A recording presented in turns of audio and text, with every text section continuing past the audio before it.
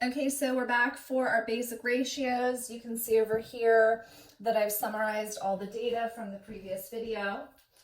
In the repeated measures ANOVA, we have 4 basic ratios. The first one is the basic ratio for y. I'm going to put a little star next to this because this is the same formula in all of our ANOVAs. We're going to take each one of the y's, which are our scores, square them, and add them up.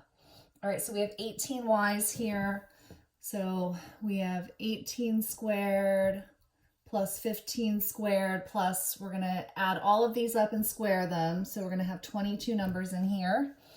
And when we do all that, our sum is 6891.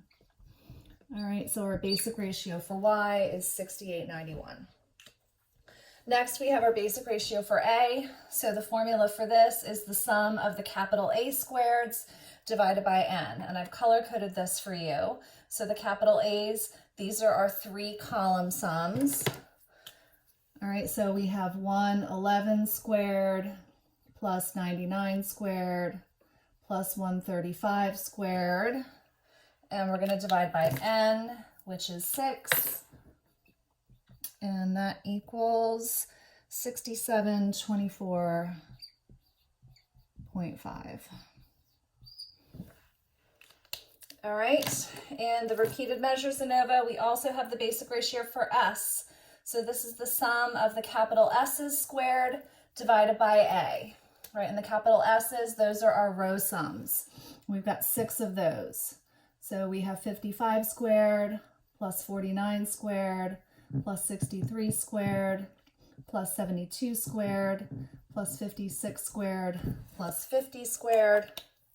And we're going to divide that by a, which in this problem is 3. And that equals 6738.33.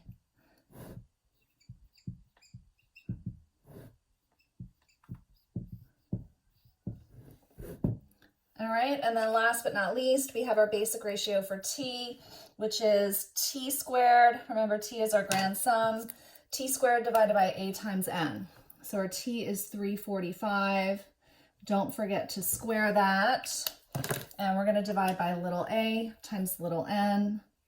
So 3 times 6, and that equals 6612.5.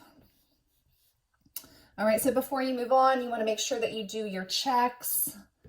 That 2 doesn't look very good. You want to make sure that you do your checks. So when you look at your 4 basic ratios, y should be the biggest, which it is. And t should be the smallest, which it is.